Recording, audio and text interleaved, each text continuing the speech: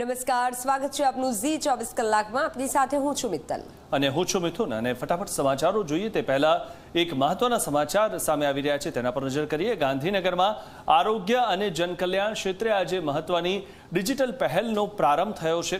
કેન્દ્રીય ગૃહ અને સહકાર મંત્રી Amit Shah sector 17 town hall ખાતે PM family care tracker pilot પ્રોજેક્ટનું સત્તાવાર લોકાર્પણ કરાયું. અને આ પ્રોજેક્ટનો મુખ્ય હેતુ ગર્ભવતી મહિલાઓ, ધાત્રી માતાઓ તેમજ જન્મથી 18 વર્ષ સુધીના બાળકોના આરોગ્ય, પોષણ અને સર્વાંગી વિકાસનું એકીકૃત ડિજિટલ ટ્રેકિંગ કરવાનો છે.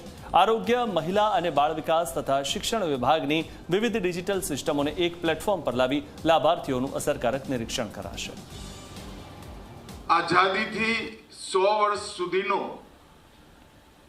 ઇતિહાસ જ્યારે પણ કોઈ લખશે તો ઇતિહાસના બે વિભાગ હશે, 2014 પહેલાનું ભારત અને 2014 પછીનું ભારત.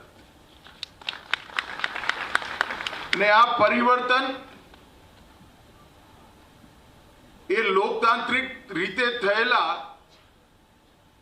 એક નેતૃત્વના જન સ્વીકૃતિના કારણે સૂચિત થયેલું છે.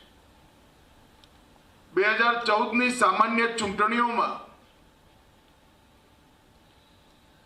આ દેશની જનતાએ એ વખતના ગુજરાતના મુખ્યમંત્રી નરેન્દ્ર મોદીજીને દેશના વડાપ્રધાન તરીકે ચૂંટ્યા.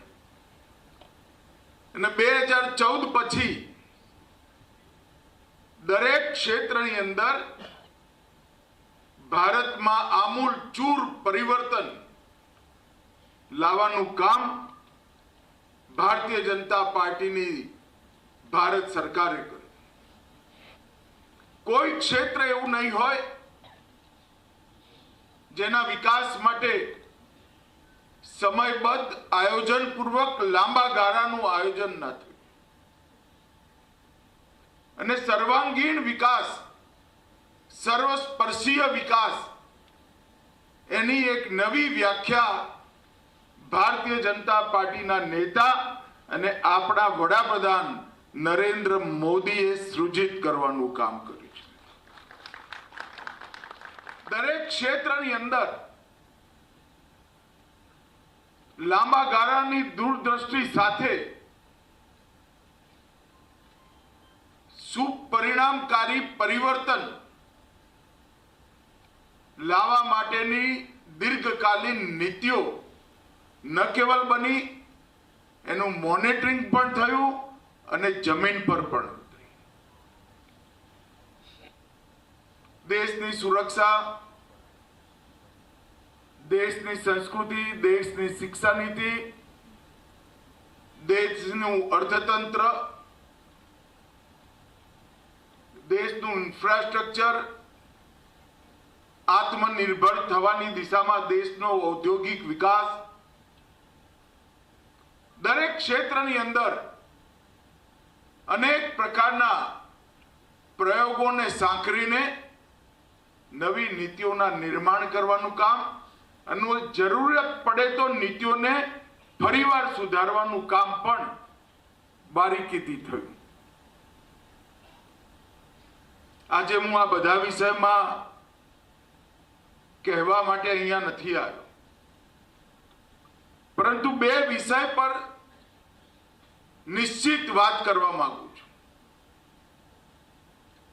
આ દેશના 70 કરોડ ગરીબોના જીવનમાં એમનું જીવન સ્તર ઉઠાવવા માટે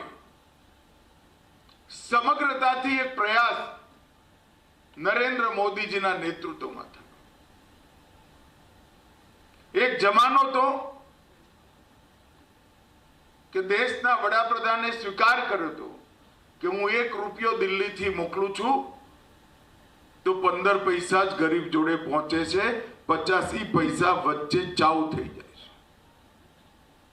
આજે હું દેશના ગૃહમંત્રી અને એક સાંસદ તરીકે આંખમાં આંખ મિલાઈને કહું છું, નરેન્દ્ર મોદીજી 1 રૂપિયો મોકલે છે, પૂરેપૂરો રૂપિયો ગરીબના બેંક એકાઉન્ટની અંદર ટ્રાન્સફર થઈ. આ પ્રકારની સમગ્રતાથી જેમ ટ્રિનિટીથી ડીબીટીની શરૂઆત કરી અને ગરીબ કલ્યાણના એક નવા યુગની શરૂઆત કરી. ગુજરાતમાં પણ એવું નથી કે ગરીબી નથી, પણ હું ઉત્તર પ્રદેશમાં ગયા પછી જ્યારે ઉત્તર પ્રદેશના પૂર્વાંચલ ક્ષેત્રનો મેં પ્રવાસ કર્યો ત્યારે ગરીબી, દારૂણ ગરીબી કેવી હોય એનો મને અનુભવ થયો. અને હું એ વખતે વિચાર કરતો હતો, અમે તો ચૂંટણી લડતા હતા કે આનો અંત કઈ રીતે આવી શકે. ના કોઈની જોડે ઘર છે, ઘર નથી તો ઘરમાં વીજળી હોવાનો સવાલ જ નથી, શૌચાલય વગરના ઘરોની ભરમાર, ઝૂંપડી જેવું ઘર હોય તો અંદર પાણીની વ્યવસ્થા નહીં, ચૂલા ફૂકી થાકી જતી માં, ઘરમાં જમવા માટે 24 કલાક મહેનત કરે તો બીજા દિવસનું ખાવાનાની વ્યવસ્થા થાય એવી આર્થિક સ્થિતિ, અને ઈલાજના નામે ઈશ્વર પ્રાર્થના સિવાય કોઈ વિકલ્પ નથી. માં પોતાના નાનકડા બાળક માટે અગર એ બીમારીમાં ફસાય તો પ્રભુ આગળ પ્રાર્થના કરવા સિવાય એની જોડે કોઈ રસ્તો નથી. અને એક 12 જ વર્ષની અંદર આ 70 કરોડ ગરીબોને ઘરમાં વીજળી, ઘરમાં નળથી જલ, શૌચાલય, ગેસ સિલિન્ડર, 5 કિલો અનાજ અને 5 લાખ સુધીનો મુફ્ત ઈલાજ અને 90% સસ્તી દવાઓની વ્યવસ્થા આ 12 વર્ષની અંદર નરેન્દ્ર મોદી સરકારે કરી. અને આઝાદીના 70 વર્ષથી આઝાદીમાં મારો હિસ્સો શું એ સમજવા મથતા આ 70 કરોડ લોકોને નરેન્દ્ર મોદી સરકારે, આ દેશના પ્રધાનમંત્રીજીએ એનો હિસ્સો આપી દેવાનું કામ પૂરું કર્યું. અને આજે આ 70 કરોડ લોકો, એમાંથી 3 કરોડ લોકોને ઘર પ્રાપ્ત થઈ ગયું છે, ઓર 1 કરોડ ઘર બનાવવાના જે ઘર વિહીન હતા. દરેક ઘરમાં ટોયલેટ બની ગયું, પીવાનું પાણી પહોંચ્યું, ગેસનું સિલિન્ડર પહોંચ્યું, દરેક ગરીબને 5 કિલો અનાજ પ્રતિ વ્યક્તિ પ્રતિ માહ મળે એની વૈજ્ઞાનિક વ્યવસ્થા થઈ, અને 5 લાખ સુધીના બધાના ફ્રી ઈલાજની વ્યવસ્થા થઈ. અને સરકારી યોજનાઓ જેટલી હતી એ બધી જ બેંક એકાઉન્ટ એના એકાઉન્ટમાં ટ્રાન્સફર થાય એ પ્રકારની વ્યવસ્થા થઈ. અને આજે દિલ્હીથી 1 રૂપિયો મોકલવામાં આવે તો 100 પૈસા એના બેંક એકાઉન્ટમાં જમા થવાની વ્યવસ્થા મિત્રો થઈ ચૂકી છે. આખી દુનિયા આંકડાની દૃષ્ટિથી આંખો ફાડીને આ પરિવર્તનને જોઈ રહી છે. જ્યારે આપણે કહીએ કે અમે 15 કરોડ ટોયલેટ બનાવ્યા, કેટલાય દેશોની વસ્તી જ 15 કરોડ નથી. કેટલાય દેશોની વસ્તી જ આપણે જેટલું પાણી મોકલ્યું, દરેક ઘરમાં પાણી મોકલ્યું, 12 કરોડ ઘરો એટલી વસ્તી જ નથી. દેશના કરોડો નાગરિકોના જીવનભરની પેઢીઓની મથામણ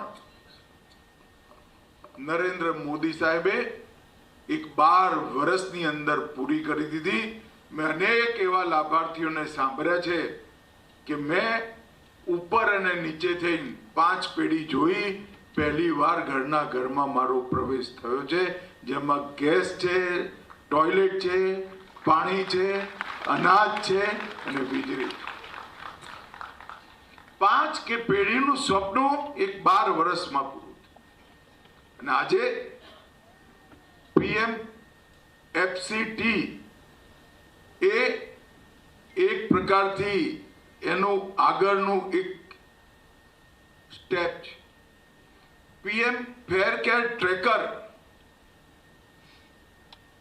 એ દેશની 70 કરોડ ગરીબ બાળકોનો મૂળ પાયો જીવનનો જે વખતે નંખાતો હોય એ વખતે સ્વસ્થ પાયો નંખાય એની ચિંતા છે. એ પાયો ચાહે એના સ્વાસ્થ્યનો હોય, પોષણનો હોય, શિક્ષણનો હોય કે મજબૂત બાલિકા કે બાલક સુધી એને ગ્રો કરવાનો હોય, અને એનું પૂરેપૂરું ટ્રેકર આજે એક વ્યવસ્થાથી આપણે અહીંયા એક્સપેરિમેન્ટલ બેઝ પર ગાંધીનગર લોકસભા ક્ષેત્ર માટે ચાલુ કર્યું છે. આ એક જ ફેમિલી કેરટેકરથી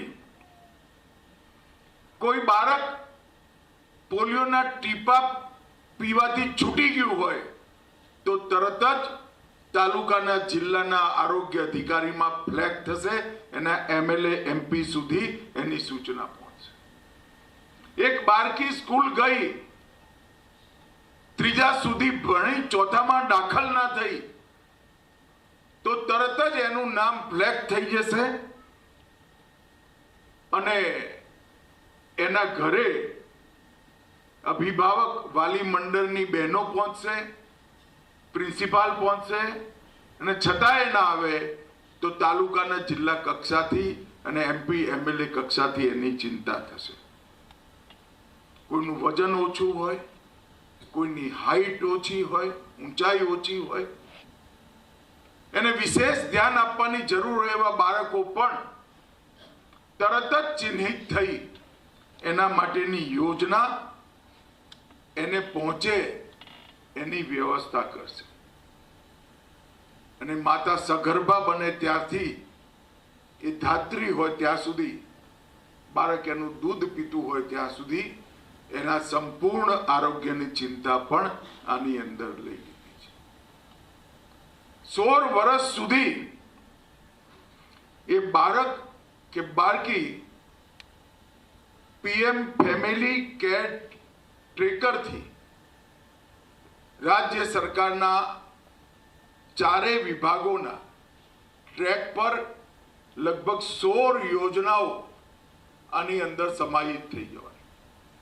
માતૃવંદના યોજના, જનની સુરક્ષા યોજના, આ 2 યોજનાઓ સગર્ભા માતા માટેની, જનની શિશુ સુરક્ષા કાર્યક્રમ, સક્ષમ આંગણવાડી પોષણ, સાર્વભૌમિક ટીકાકરણ કાર્યક્રમ, મિશન ઇન્દ્રધનુષ, એ બાળકના આંગણવાડી સુધીના, પછી PM પોષણ, મિશન વાત્સલ્ય, રાષ્ટ્રીય બાળ સ્વાસ્થ્ય કાર્યક્રમના કાર્યક્રમો, રાષ્ટ્રીય કિશોર સ્વાસ્થ્ય કાર્યક્રમના કાર્યક્રમો, સુકન્યા સમૃદ્ધિ યોજના, PM care for children scheme, PM યશસ્વી, શ્રેષ્ઠ, એ સામાજિક ન્યાય અને અધિકારીતા વિભાગની દલિત અને આદિવાસી બાળકો માટેની યોજના, પાલના અને રાષ્ટ્રીય બાલ શ્રમ પરિયોજના. આ 16 યોજનાઓ એક જ મારામાં પીરોઈને એને ટ્રેકરના માધ્યમથી કોઈ લાભ લેવાનું નથી રહી ગયું એની ચિંતા પ્રશાસન કરે. મહાત્મા ગાંધી આ દેશની અંદર રામ રાજ્યની કલ્પના કરી હતી. બાપુના સમયમાં એટલા વર્ષો પહેલા ગુલામીના કાલખંડમાં આ બધી યોજનાઓનો કદાચ વિચાર નહીં થયો હોય, કલ્પના પણ કોઈને નહીં હોય,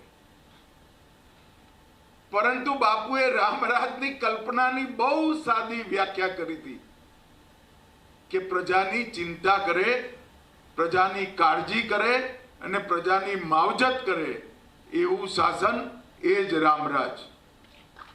આજે હું માનું છું કે ખાલી યોજના બનાવવાથી નહીં, યોજના બનાવી જવાબદારીથી મુક્ત થઈ જવા માટે નહીં, ટીકાકરણ પૂરું થવું પડે, 100% થવું પડે, દરેક બાળક જોડે પોષણ પહોંચવું જોઈએ.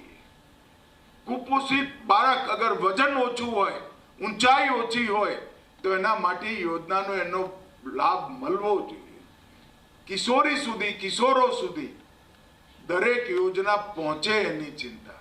યોજના બનાવી એક વાત છે, વિધાનસભામાં એના માટે બજેટ મૂકવું એની બીજી વાત છે, અને આ યોજના પહોંચે એની ચિંતા કરવી, એને ટ્રેક કરવું આ ત્રીજી વાત છે. હું ભૂપેન્દ્રભાઈ પટેલ અને હર્ષભાઈને હૃદયપૂર્વક ખૂબ ખૂબ અભિનંદન આપવા માંગુ છું કે આ યોજના એમને ગાંધીનગર લોકસભા ક્ષેત્રની અંદર ચાલુ કરી છે. રામરાજની કલ્પના કદાચ એટલા માટે જ કરી હશે કે લોકતંત્રના માધ્યમથી સ્વરાજનો મતલબ આપણું શાસન એવું નહીં. સ્વરાજનો મતલબ સ્વમાં સમાયેલા સૌનું શાસન, સૌ માટેનું શાસન. અને એ ટ્રેક કરવાનું કામ આજથી ચાલુ થશે.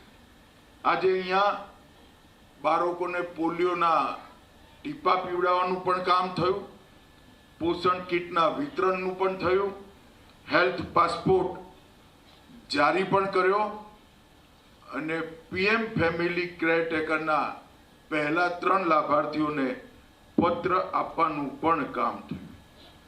મિત્રો, આ બધો જ ડેટાબેઝ એકબીજા સાથે જોડાઈ જાય અને એને જન્મના મૃત્યુના ડેટા સાથે જોડી દરેક બાળકની એક આઈડેન્ટિટી ઊભી કરવાનું કામ, એક નંબર, એની ઓળખ કરવાનું કામ આ પીએમ ફેમિલી કેરટેકર ટ્રેકર કરશે.